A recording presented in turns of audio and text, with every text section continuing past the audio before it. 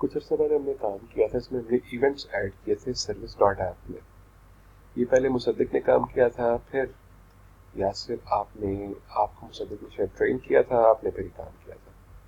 Source हमारे पास ये दो थे कि डीएस ग्रुप था, एक ये वाला नाइट क्लब था।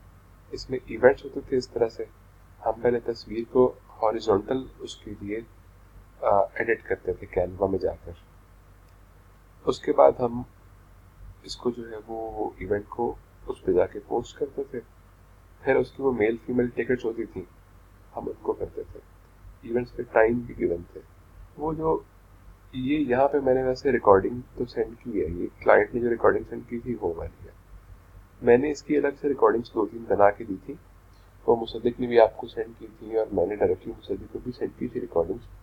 ये काम दोबारा करने से पहले एक बार वो रिकॉर्डिंग्स भी पढ़ लीजिएगा।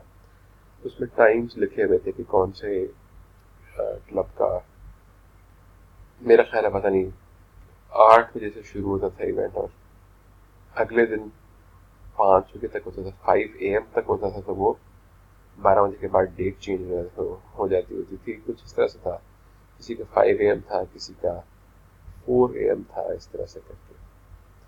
तो ये सर्विस ऐप के ऊपर जाके फिर वो जो है वो इस तरह से चेंज करते थे, वो डेट वगैरह डालते थे। ये हाँ 21 से लेकर इस तरह से लिखा हुआ है।